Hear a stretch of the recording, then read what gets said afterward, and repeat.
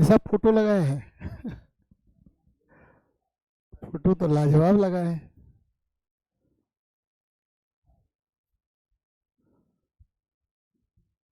चलिए, तो फिर से स्वागत है आप लोगों का ना, छुट्टी के बाद। काफी लंबा छुट्टी। अच्छा, दीपावली अति बोलते हैं, होली में काफी लंबा छुट्टी रहता है ना, हो काफी लंबा छुट्टी। तो बच्चा लोग, हम लोग शायद बायोलॉजी में बात किए थे किस चीज के विषय में? बहुत सारी चीजें बात किए थे, क्या बायोलॉजी क्या है, कैसे है, नहीं है, बहुत सारी चीजों के विषय में हम लोगों ने पढ़ा था पहले भी। और आज के क्लास में सबसे पहले हम लोग क्या करते हैं, तो सिलेबस नोट डाउन कर लेते हैं। सिलेबस लिखिए, सिलेबस क्या पढ़ेंगे। लिखा दिए हैं सिलेबस? नहीं लिखा है ना? सिलेबस पहले नोट डाउन कीजिए, उसके बाद हम लोग एक एक करके टॉपिक स्टार्ट करेंगे, ठीक है ना। तो सबसे पहला काम करते हैं आज के क्लास में, सिलेबस नोट डाउन करते हैं।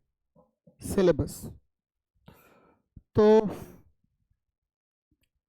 पहला जो चैप्टर है बच्चा, ये हम लोग बात करेंगे पहले चैप्टर में, कोशिका। कोशिका एक, ठीक है, कोशिका विज्ञान भी कह सकते हैं इसको, ठीक है। कोशिका एवं कोशिकांग, याद रखें, कोशिकांग पहला टॉपिक है। कोशिकांग, सेल एंड सेल ऑर्गेनेल्स, ये देखिए, सेल एंड सेल ऑर्गेनेल्स,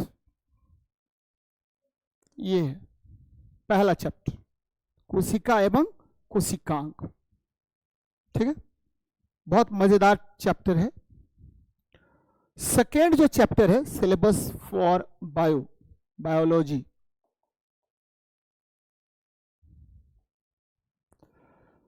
दूसरा जो चैप्टर है बच्चा, ये है कोशिका विभाजन। कोशिका विभाजन, इसको बोलते हैं सेल डिवीजन। पहले नहीं पूछता था क्वेश्चन, लेकिन अब जो है यहां पर भी इससे भी क्वेश्चन पूछा जाता है, पूछेगा आपको। आजकल बहुत ज्यादा यहां से भी क्वेश्चन एराइज होता है, बहुत पूछे जाते हैं क्वेश्चन। ये दूसरा कोशिका विभाजन आ गया। अब तीसरा, और यह भी बड़ा इंपॉर्टेंट चैप्टर है बच्चे, पहला कोशिका एवं कोशिकांग, सेल एंड सेल ऑर्गेनेल्स। अभी हम विस्तार से इसके विषय में आपको बताएंगे। कोशिका विभाजन, सेल डिवीजन। देन आफ्टर आपको क्या आ गया बच्चा, सेल डिवीजन के बाद हम लोग बात करेंगे, ठीक है, आपको दो चीजों के विषय में।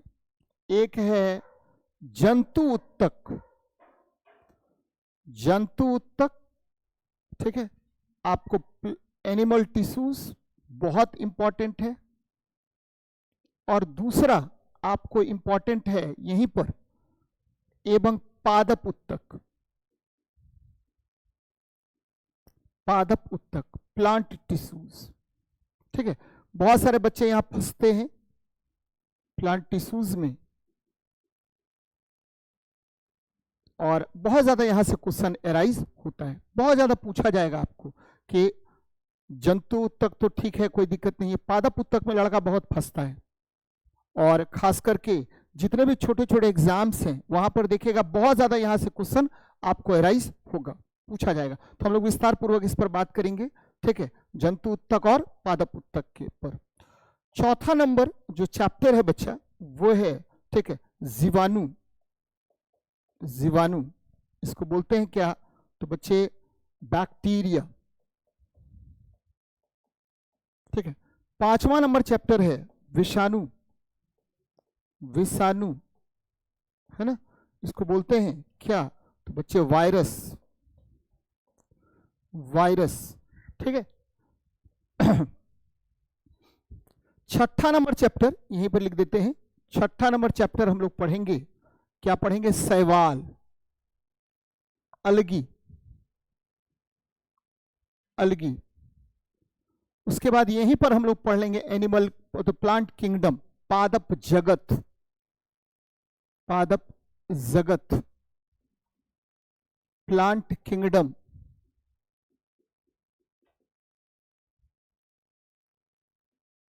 पादप जगत पढ़ेंगे,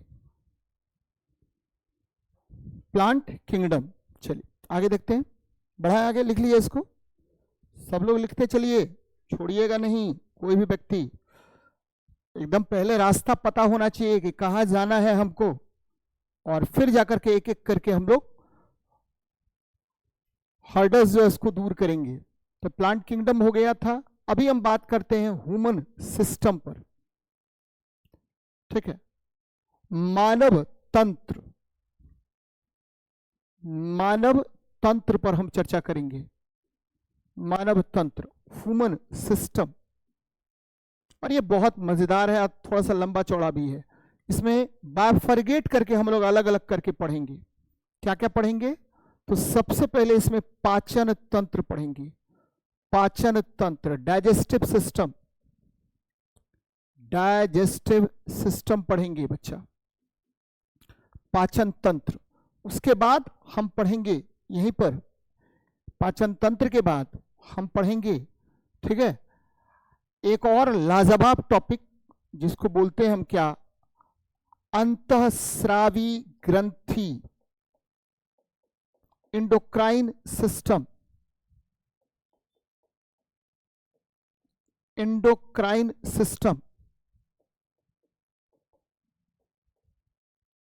इंडोक्राइन ग्लैंड्स कर दीजिए, ज्यादा बेहतर है, इंडोक्राइन ग्लैंड्स पर हम चर्चा करेंगे। ये पहला टॉपिक है यहां पर एक, ये दूसरा। तीसरा कंकाल तंत्र, स्केलेटल सिस्टम, स्केलेटल सिस्टम,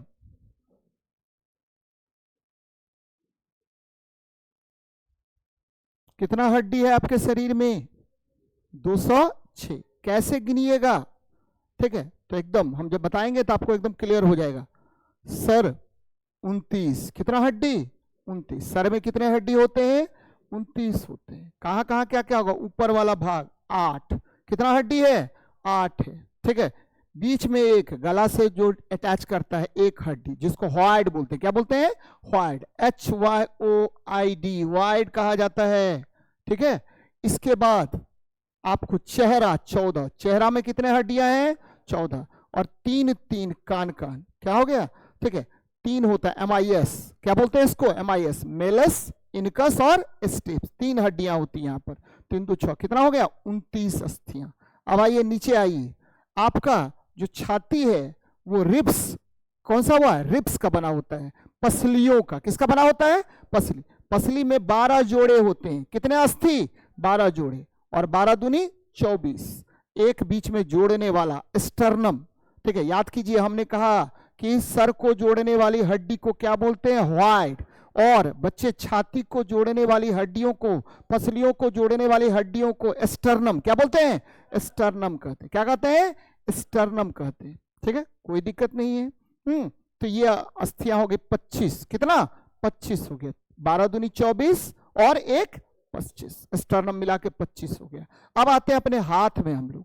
सबसे पहले यहां पर ये देखिए, ये वाला जो है इसको बोलते हैं स्केपुला। क्या बोलते हैं?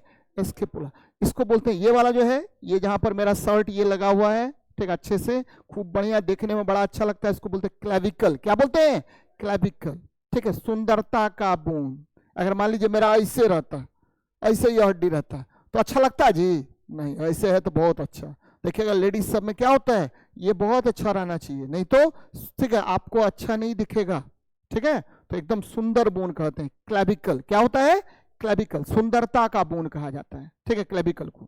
ये हो गया। इसके बाद ये स्केपुला फंस गया इसमें, ये ह्यूमरस। क्या है ये? ह्यूमरस। और इसमें रेडियस और अल्ना, रेडियस और अल्ना। और ये हो गया कार्पेल। क्या हो गया? कार्पेल। कलाई, कलाई क्या बोलेंगे? कार्पेल। ये हो गया मेटाकार्पेल। क्या हो गया? मेटाकार्पेल। और इसके आगे उंगलियां जो है फेलेंजेस होता है। क्या होता है? फेलेंजेस। कुल मिलाकर के एक हाथ में 30 अस्थि होता है। 30 दूनी 60, 30 दूनी 60। तो हाथ कितने अस्थियों का बना हुआ? 60। कितने? 60। कुल कुल अस्थि की बात कर रहे हैं, कुल कितना? 60। अब आते हैं पैर पे। बेटा ये देखिए, ये जो है ना, ये वाला भाग जो है ये हो गया फीमर। क्या बोलते हैं इसको? फीमर बोलते हैं, ठीक है ना। इसके नीचे आइए, ये पटेला। क्या होता है? पटेला। इससे नीचे आइए, क्या होगा? दो यहां अस्थियां होती है, एक होता है टीबिया, दूसरा क्या होता है? फीबिया होता है। टीबिया और फीबिया होता है। और फिर आपको क्या होगा? तो ठीक है, आगे आपको फेलेंजेस होता है। कुल मिलाकर के ये भी पैर भी 60 अस्थियों का बना हुआ। कितना अस्थियों का बना हुआ? 60 अस्थियों का बना हुआ। तो हमारा जो पूरा शरीर है वह 206 अस्थियों का बना होता है। तो बाय फॉरगेट हम लोग करेंगे यहां पर, और विस्तार पूर्वक जानेंगे कि कैसे कैसे हड्डियां बनी हुई हैं, ठीक है बच्चे, इस चैप्टर में। इसके बाद देखिए, चौथा नंबर चैप्टर हम लोग यहां पर पढ़ेंगे कंकाल तंत्र के बाद हम लोग पढ़ेंगे कौन सा? तो परिसंचरण तंत्र, सर्कुलेटरी सिस्टम, परिसंचरण तंत्र।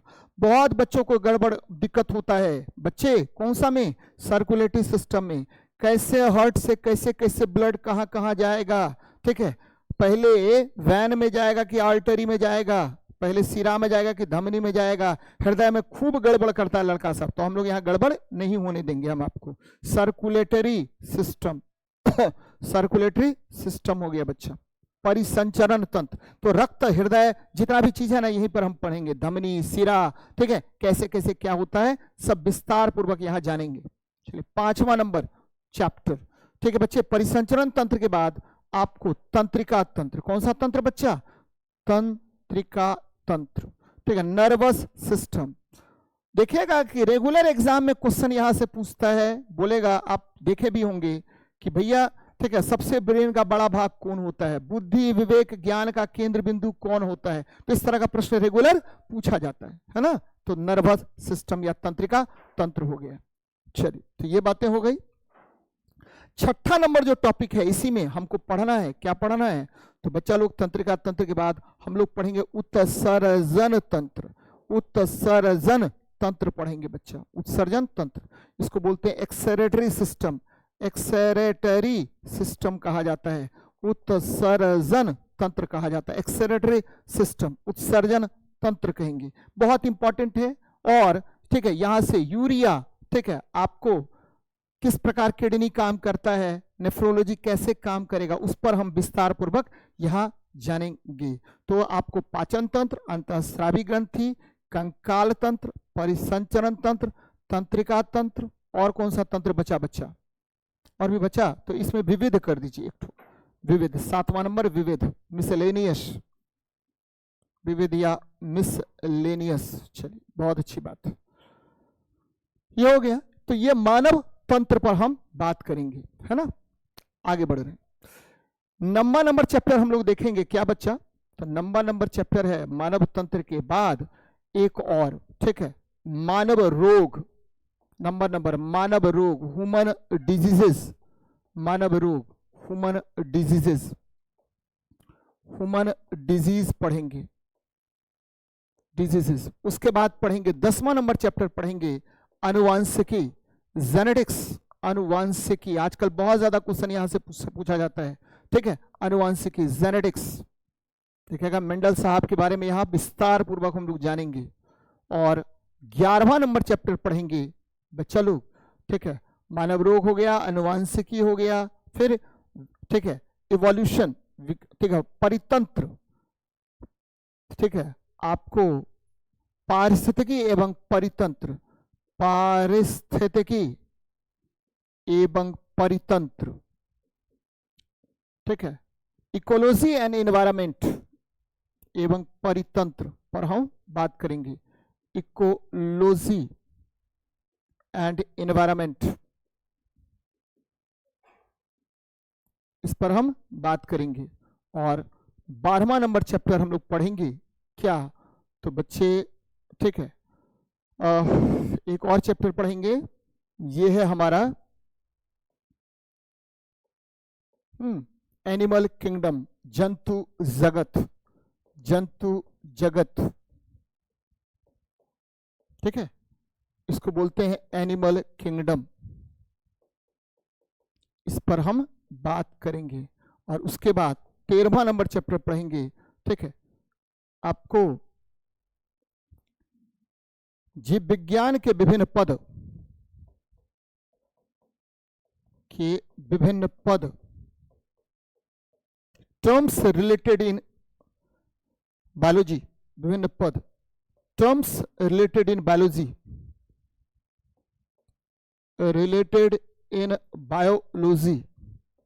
इस पर बात करेंगे। और लास्टली 14 नंबर आपको, ठीक है, important questions chapter wise, questions हम लोग करेंगे चैप्टर वाइज। आपकी पकड़ मजबूत हो जाएगी इस पर, चैप्टर वाइज ये काम करेंगे, है ना। इतना चीज हमको करना है बायो में। कहने के लिए 14 ही है, लेकिन बहुत लंबा चौड़ा, क्योंकि उधर हम बहुत सारा जो एक ही साथ कर दिए थे मानव तंत्र में। ठीक है, तो कहने के लिए है, बहुत लंबा चौड़ा क्लास होता है, तो इसको नोट डाउन पहले सिलेबस कर लीजिए आप लोग।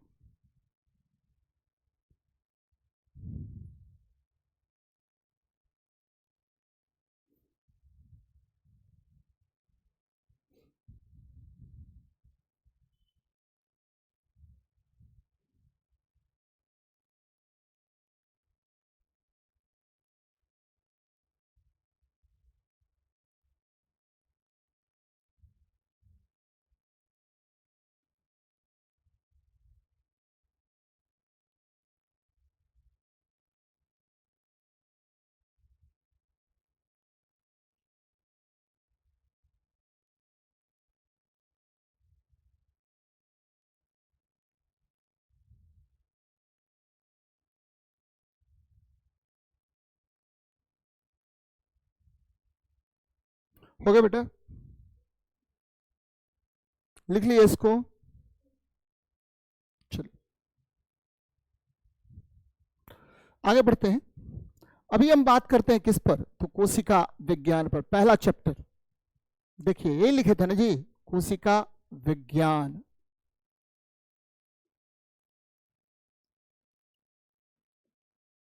साइटोलॉजी,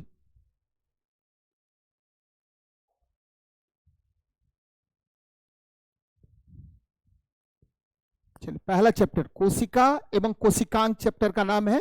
और उस चैप्टर में हमको पहला टॉपिक क्या पढ़ना बच्चा, कोशिका विज्ञान, साइटोलॉजी। पहला चैप्टर का नाम है कोशिका एवं कोशिका एवं कोशिकांग, ये नाम है।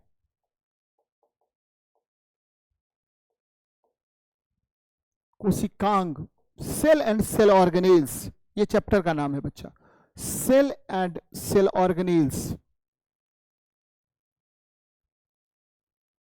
ये पहला चैप्टर है। कोशिका एवं कोशिकांग, सेल एवं सेल ऑर्गेनेल्स। अच्छा, साइटोलॉजी क्या है? साइटोलॉजी, व्हाट इज साइटोलॉजी, क्या है ये? तो बच्चे कोशिका का अध्ययन विज्ञान के जिस शाखा में किया जाता है उसे हम क्या कहेंगे? साइटोलॉजी कहेंगे। लेकिन और भी जानना चाहिए, और क्या जानना चाहिए बच्चे? तो सिंपल बात हम ये बताया आपको, यहां देखिए, ठीक है, साइटोलॉजी,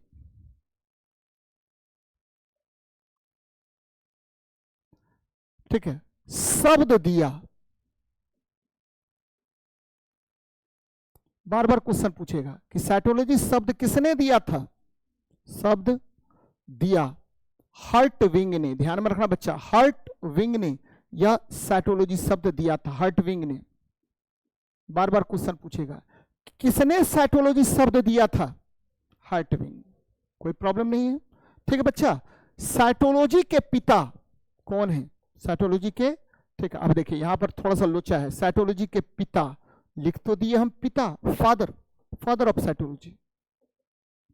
लेकिन हमको यहां तीन चीजें और देखना पड़ेगा। क्या देखना पड़ेगा बच्चा लोग? तीन चीज। क्या क्या देखना पड़ेगा?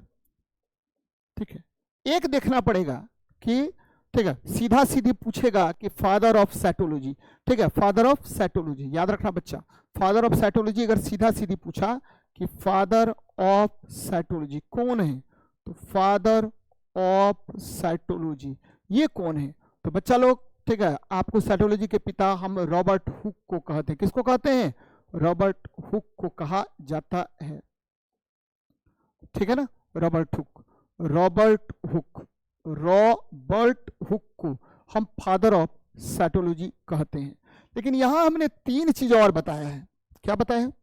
अगर पूछे, ठीक है, आपको फादर ऑफ मॉडर्न साइटोलॉजी कौन है, आधुनिक, तो आधुनिक, ठीक है, कोशिका विज्ञान के पिता कौन है? किसके विज्ञान के पिता बच्चे? आधुनिक। फादर ऑफ मॉडर्न साइटोलॉजी कौन है? फादर ऑफ मॉडर्न साइटोलॉजी ये कौन है बच्चा? तो मॉडर्न साइटोलॉजी ये कौन है? तो फादर ऑफ मॉडर्न साइटोलॉजी यानी आधुनिक, आधुनिक, ठीक है, कोशिका विज्ञान के पिता, आधुनिक कोशिका विज्ञान का पिता ये कौन है? तो आधुनिक कोशिका विज्ञान के पिता की बात अगर करेंगे तो ध्यान में रखना बच्चा, ये स्वैनसन है। कौन है बच्चा? स्वैनसन। याद रखना, बार बार आपसे क्वेश्चन पूछता है। ये स्वैनसन, स्वैन SWANSON, स्वैनसन को आधुनिक, ठीक है, आधुनिक कोशिका विज्ञान का पिता कहते हैं। फिर एक और हम लाइन यहां पर दिए हैं बच्चा, इसको थोड़ा सा इधर इधर करके लिख देते हैं, ठीक है। तो बच्चा लोग यहां पर हम बात कर रहे हैं, ठीक है, भारतीय कोशिका विज्ञान का पिता, फादर ऑफ इंडियन साइटोलॉजी, ठीक है, भारतीय कोशिका विज्ञान का पिता, भारतीय कोशिका विज्ञान का पिता। ये देखिए, father of Indian cytology, father of Indian cytology ये कौन है भाई साहब? तो फादर ऑफ इंडियन साइटोलॉजी हैं, याद रखिएगा, ये कहते हैं AK शर्मा को, आनंद कुमार शर्मा नाम है बच्चा, AK शर्मा को हम फादर ऑफ मॉडर्न साइटोलॉजी कहते हैं। तो देख लीजिए कितना स्पष्ट है। अगर सीधा सीधी पूछे कि, ठीक है, आपको कोशिका विज्ञान के पिता कौन, बोले बच्चे रॉबर्ट हुक, ठीक है। अगर पूछे कि फादर ऑफ मॉडर्न साइटोलॉजी कौन है, तो क्या बोलिएगा? स्वैनसन है। अगर पूछे कि फादर ऑफ इंडियन साइटोलॉजी कौन है, तो क्या बोलिएगा? AK शर्मा है बच्चे। तो इस तीनों को लिख लेना है ना।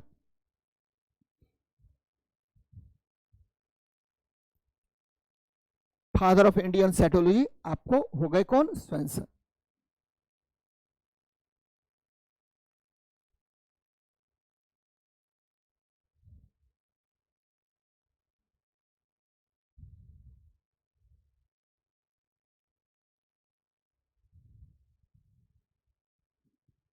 समझ में आ रहा है? जहां भी थोड़ा सा भी दिक्कत होगा भाई लोग पूछेंगे, नहीं पूछेगा गड़बड़ है। चलिए,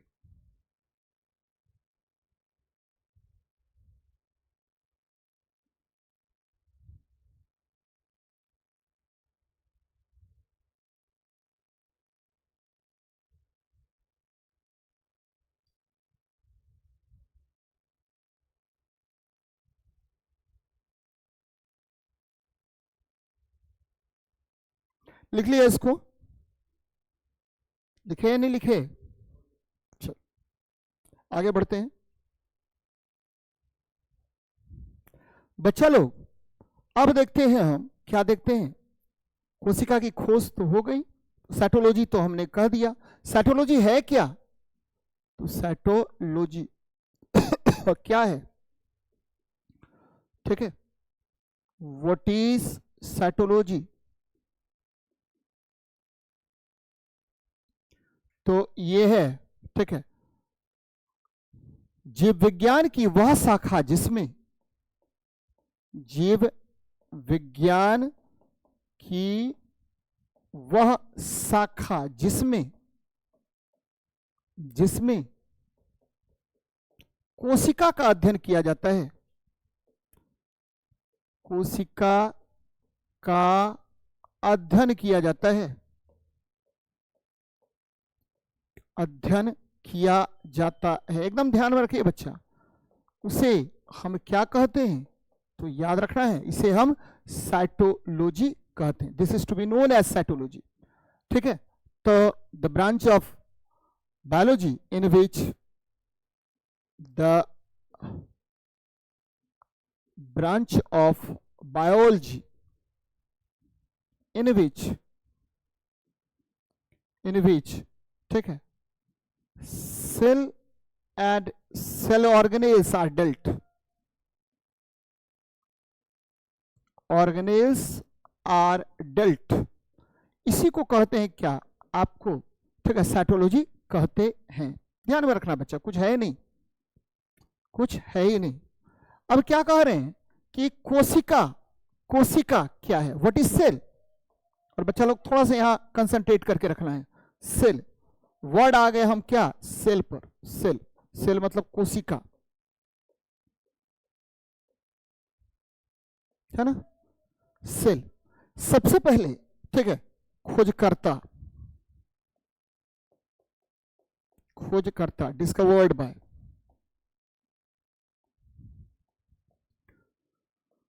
डिस्कवर्ड बाय।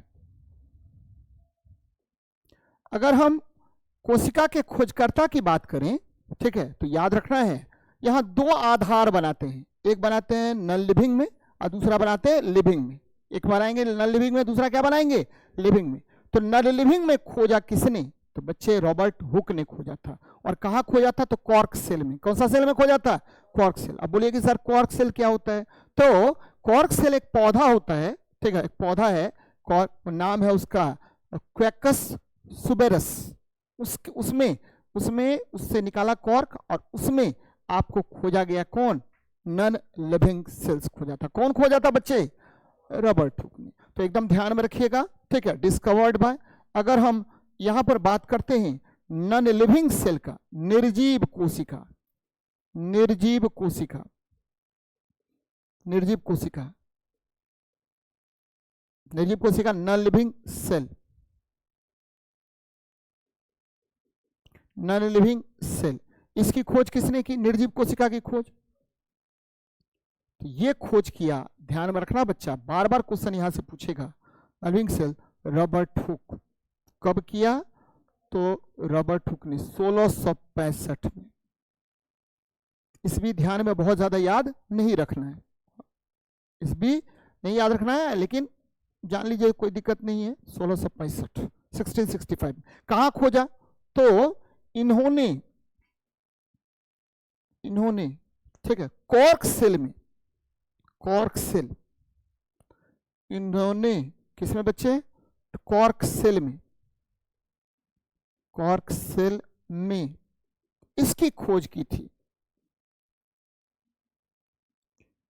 इसकी खोज की थी। एकदम ध्यान में रखना बच्चा, किसमें किया खोज, कॉर्क सेल, कॉर्क सेल में किया, है ना, ठीक है, कॉर्क सेल में इसे इन्होंने, ठीक है, आपको पहली बार से इसकी खोज की।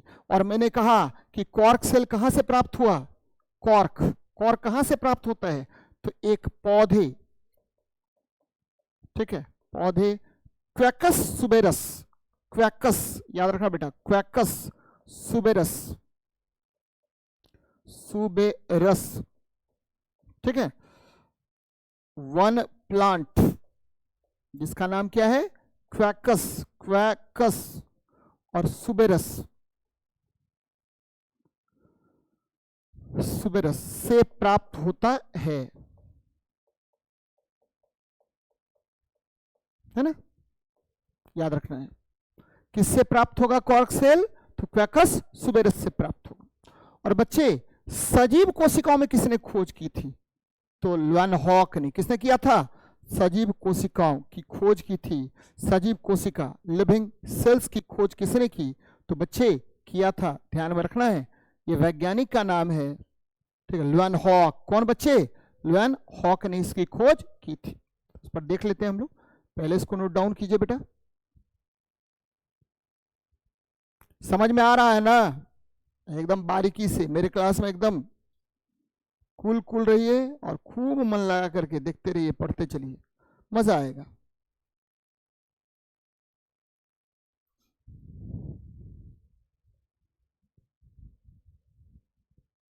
चलिए आगे देखते हैं।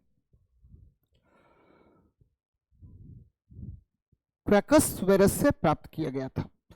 आगे बढ़ते बेटा, यहां देखिए, हमने कहा आपको क्या क्या कहा बच्चे, नॉन लिविंग सेल्स, निर्जीव कोशिकाओं में तो प्राप्त हो गया। खोज किया था किसने, तो सजीव कोशिकाओं में खोज किसने किया, कोशिका, सजीव कोशिका की खोज,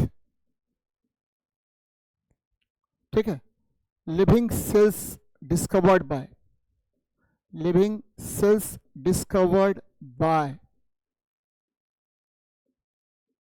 है ना, सजीव कोशिकाओं की खोज ल्यूवन हॉक ने किया था। ल्यूवन हॉक, ल्यूवन हॉक, ल्यूवन हॉक ने किया था। अच्छा, ल्यूवन हॉक ने किस किस चीज की खोज की थी बच्चा, कुछ याद है आप लोगों को? ल्यूवन हॉक ने बहुत सारी चीजों की खोज की है बच्चे। कौन कौन सी चीजों की खोज की है वो हमको यहाँ देख लेना है, और सब में कोशिका की ही खोज की थी। कौन कौन सा, यहाँ देखिए, ल्यूवन हॉक ने, ल्यूवन हॉक ने निम्न कोशिका की खोज की थी।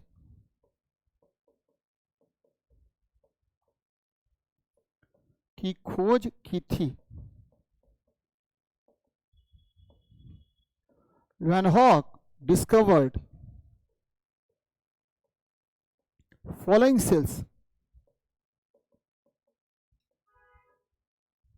फॉलोइंग सेल्स,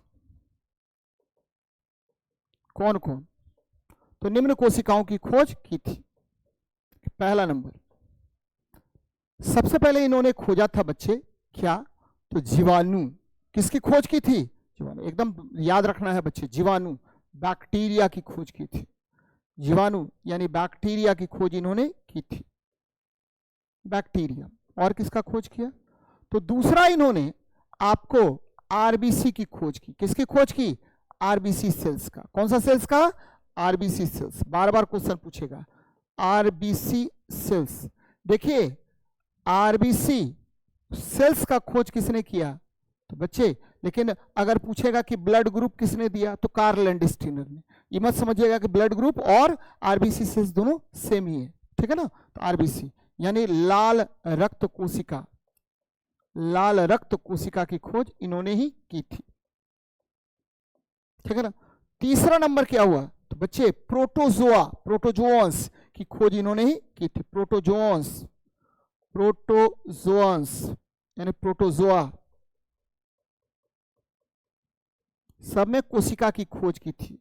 बोलेगा प्रोटोजोआ में कोशिका की खोज किसने की, तो किसने किया, ल्यूवन हॉक ने, ठीक है। चौथा नंबर बच्चे, एक और चीज, स्पर्म, स्पर्म शुक्राणु की भी खोज, शुक्राणु में कोशिका की खोज किसने की, तो ल्यूवन हॉक ने ही किया था। तो देखिए कितने चीजों की खोज की, तो इतना। तो ये सब किस, क्या है, ये जीवित नहीं है, बैक्टीरिया जीवित है, ठीक है। आरबीसी सेल्स जीवित में है, और प्रोटोजोन्स जीवित है, और स्पर्म भी क्या होगा, जीवित है बच्चे। 1 से 2 दिन तक ये जीवित रहता है, ठीक है। कितने दिन तक जीवित रहेगा, एक मनुष्य के शरीर से निकलने के बाद 1 से 2 दिन तक जीवित रहता है, ठीक है। ये ध्यान में रखनी चाहिए बच्चे, तो ये ध्यान में रखिए। इतनी कोशिकाओं, तो जीवित कोशिका की खोज किसने की, किसने, ल्यूवन हॉक ने। और निर्जीव कोशिका की खोज किसने की, रॉबर्ट हुक ने। क्लियर हो गया कंसेप्ट। और ल्यूवन हॉक ने किस किस की खोज की, वो भी मैंने आपको विस्तार से यहां पर बता दिया है, ठीक है ना। आप बोल, समझ में आ रहा है कि नहीं आ रहा है, पक्का ना, एकदम समझ में आना चाहिए, नहीं आएगा तो दिक्कत है। चलो आगे बढ़ते हैं हम लोग। अब क्या है कि सेल, सेल एक, ठीक है, रॉबर्ट हुक ने अपनी किताब लिखा, एक माइक्रोग्राफिया, क्या किताब लिखा, जिसमें पहली बार इन्होंने कोशिका की चर्चा की थी, ठीक है। और आपको जो स्वेंसन थे, इन्होंने सेल नाम से इन्होंने किताब लिखा। स्वेंसन ने कौन सा किताब लिखा बच्चे, सेल नाम से किताब लिखा था, ठीक है, जिसकी बहुत बाद में बहुत ज्यादा चर्चा हुई, ठीक है, सेल नाम से लिखा था। तो यहां देखिए रॉबर्ट हुक ने, ठीक है, कोशिका की, ठीक है, चर्चा रॉबर्ट हुक ने,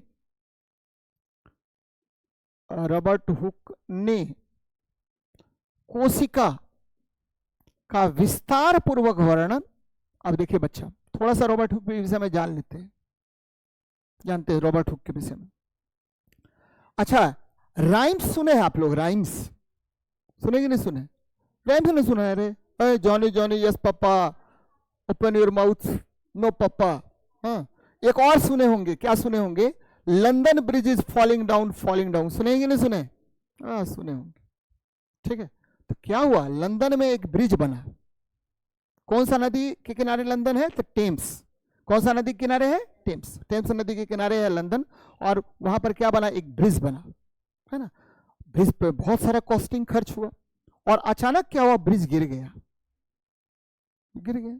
और सब चिल्ला चिल्ला के पहुंचा मैडम के दरबार में, एलिजाबेथ के दरबार में पहुंचा, और चिल्लाते चिल्लाते, oh ma'am London bridge is falling down, falling down. तो बहुत अच्छा राइम्स है बच्चे, देखिएगा। आजकल तो यूट्यूब का जमाना है, धड़ाक से डालेगा लंदन ब्रिज, एकदम आ जाएगा लंदन ब्रिज, एकदम खूब बढ़िया से कहते हुए आएगा। तो अब एलिजाबेथ जो है बहुत अच्छे से वो उसको क्या की थी? बनवाई थी ब्रिज को, लेकिन ब्रिज तो गिर गया। क्यों गिरा भाई? ठीक है, तो पूरा प्रचारित किया गया कि आखिर क्यों गिरा इतना, जब लगा हुआ था इसमें। ठीक है, आपको स्टोन, ब्रिक्स, उसके बाद आपका रॉड इतना लगा हुआ था, सीमेंट इतना लगा हुआ, फिर भी गिर गया क्यों? प्रश्न चिन्ह था, बनाने में कोई दिक्कत नहीं हुई थी। तो उस समय में आपको ऑक्सफोर्ड यूनिवर्सिटी में एक लड़का पढ़ता था, नाम था रॉबर्ट हुक। क्या नाम था? रॉबर्ट। फिजिसिस्ट, भौतिक वेद था वो, फिजिसिस्ट था बच्चे। जीव विज्ञान से उसको कोई लेना देना नहीं था। क्या था? फिजिसिस्ट। उन्होंने प्रत्यास्था का सिद्धांत दिया, थ्योरी ऑफ इलास्टिसिटी। किसका सिद्धांत दिया? Theory of elasticity. तो याद रखिए, रॉबर्ट हुक ने फिजिक्स में बहुत सारा काम किया है, और वही रॉबर्ट हुक है जिन्होंने फिजिक्स में काम किया, जिन्होंने कौन सा सिद्धांत दिया था बच्चा? थ्योरी ऑफ इलास्टिसिटी दिया था। तो रॉबर्ट हुक ने एक और सिद्धांत दिया फिजिक्स में, क्या नाम है उसका? थ्योरी ऑफ इलास्टिसिटी, प्रत्यास्था का सिद्धांत दिया था। हाँ, इसी को हुक्स लॉ भी कहते हैं। प्रत्यास्था का सिद्धांत दिया था, सिद्धांत दिया। क्या होता है प्रत्यास्था का सिद्धांत? प्रत्यास्था का सिद्धांत क्या है कि अभी भाई को उठाए, मान लीजिए, पहला थप्पड़ मारे, थोड़ा सा गाल फूलेगा, दूसरा कस के मारे, ठीक है, और थोड़ा सा होगा, तीसरा मारे धड़ाक से ब्लड फेंक देगा, है ना। तो कोई भी बॉडी जो है, कोई भी बॉडी एक निश्चित सीमा तक ही वो क्या करता है, उस पर जो फोर्स लगेगा पर यूनिट एरिया वो सह सकता है, उसके बाद वो टूट जाएगा। आ गया समझ में? ठीक है, एक निश्चित सीमा तक ही प्रतिबल, प्रतिबल मतलब स्ट्रेस, प्रोपोर्शनल होता है स्ट्रेन के, विकृति की। इनका जो गाल फूला था, ठीक है, उसी को बोलते हैं विकृति, यानी आकृति में परिवर्तन बटे प्रारंभिक आकृति के अनुपात को हम क्या कहते हैं? विकृति कहते हैं बच्चे, ठीक है ना। तो हुक साहब का नियम क्या कहता है? हुक साहब का नियम कहता है स्ट्रेस, स्ट्रेस मतलब प्रतिबल समानुपाती किसके? तो विकृति के। प्रतिबल समानुपाती विकृति, स्ट्रेन की, विकृति के होता है। ये कह रहा है हुक साहब, विकृति के होते हैं। तो रॉबर्ट हुक ने कोशिका, ठीक है, कोशिका, कोशिका की प्रथम बार चर्चा, ठीक, अपनी किताब, ठीक है, अपनी किताब माइक्रोग्राफिया में किया था। माइक्रोग्राफिया में किया था, ठीक है। At first, Robert Hooke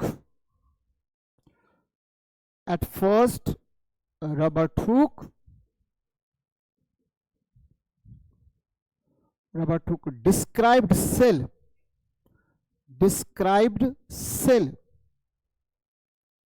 in his book Micrographia। एकदम ध्यान में रखिएगा बच्चा, बहुत इंपॉर्टेंट है, बार बार यहां से क्वेश्चन पूछा जाता है। माइक्रोग्राफिया है ना, इसमें किया था पहली बार चर्चा। अब देखिए, ठीक है, स्वेंसन ने पहली बार सेल नामक किताब लिखा था। ठीक है, स्वेंसन ने प्रथम बार सेल नाम से किताब लिखा और उसमें विस्तार पूर्वक कोशिका और कोशिका के संबंधित, ठीक है, बातों की चर्चा की थी। स्वेंसन, ठीक है, ने अपनी किताब, स्वेंसन ने अपनी किताब सेल में, सेल ही किताब, अपनी किताब सेल में, सेल में कोशिका के, कोशिका के, ठीक है, फंक्शन, क्रियात्मकता की जानकारी दी थी, जानकारी दी थी, है ना। Swenson in his book Cell described function of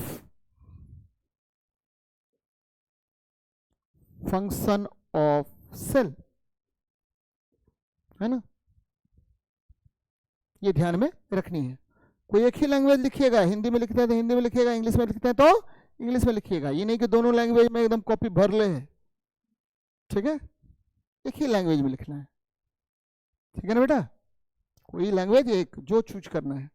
तो इंग्लिश हम लोग का बाइलिंगुअल पढ़ाते हैं तो लिख देते हैं कि बच्चों को दिक्कत नहीं हो, चाहे ऑनलाइन ऑफलाइन कुछ भी हो, कहीं भी।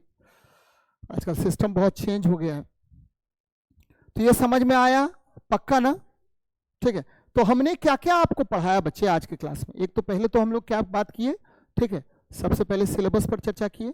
उसके बाद हमने मोटा मोटी दो ही बात बताई है आपको आज के क्लास में, ठीक है। पहला चीज ये हम चर्चा किए कि कोशिका शब्द किसने दिया, बोल बेटा, हार्टविग है। कोशिका के पिता कौन कहे जाते हैं, रॉबर्ट हुक, ठीक है। कोशिका मतलब आधुनिक कोशिका विज्ञान के पिता कौन है, स्वेंसन। भारतीय कोशिका विज्ञान के पिता कौन है, था बच्चे, कोशिका विज्ञान क्या है, व्हाट इज साइटोलॉजी, तो जिसमें हम कोशिका का अध्ययन करते हैं। कोशिका की खोज, अगर हम बात कर रहे हैं कोशिका की खोज, ठीक है, निर्जीव कोशिका की खोज किसने की थी, रॉबर्ट हुक ने। सजीव कोशिका की खोज पहली बार किसने किया, ल्यूएनहॉक ने किया था। ल्यूएनहॉक ने कौन कौन सी कोशिका की खोज की थी, ये भी आप जान गए, है ना, ठीक है। चल बेटा, और ठीक है, ये देखिए ये सब ध्यान में रखना है। उसके बाद हमने आपको बताया क्या बच्चे कि हुक ने, ठीक है, रॉबर्ट हुक ने कोशिका की प्रथम बार चर्चा अपनी किताब किसमें, तो माइक्रोग्राफिया। क्या नाम है इनके किताब का, स्वेंसन के किताब का क्या नाम है, सेल है। क्या नाम है, सेल है। स्वेंसन के किताब का क्या नाम है, सेल है। इसमें इन्होंने चर्चा की थी। अब बात ये करते हैं कि कोशिका क्या है। तो बच्चे कोशिका याद रखिएगा, कोशिका, कोशिका क्या है, कोशिका क्या है ना, कोशिका क्या है। What is cell, what is cell, तो सेल है क्या, तो सेल है, ठीक है, आपको यह जीवों का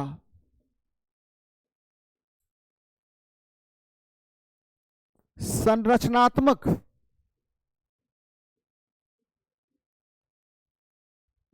और क्रियात्मक इकाई है।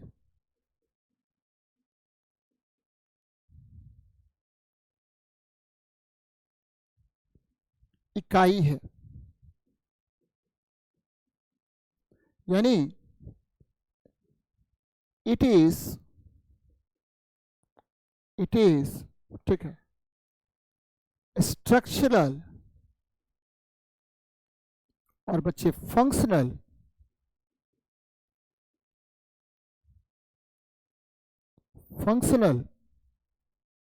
Unit of life, unit of life,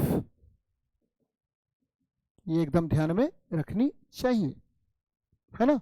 ये क्या है, तो स्ट्रक्चर और फंक्शनल यूनिट ऑफ लाइफ है। कोशिका कितने प्रकार के होते हैं, तो कोशिका मुख्य रूप से दो प्रकार के होते हैं। कोशिका के प्रकार,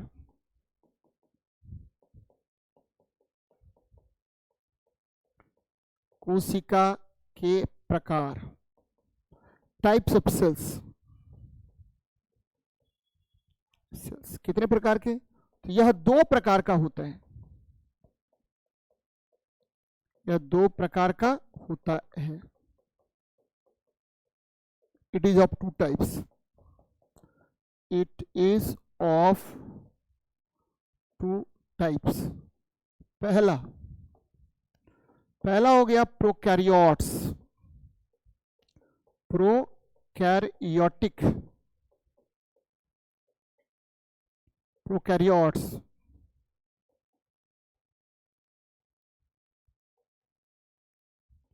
दूसरा हो गया यूकैरियोटिक, इसको बोलते हैं यूकैरियोट्स,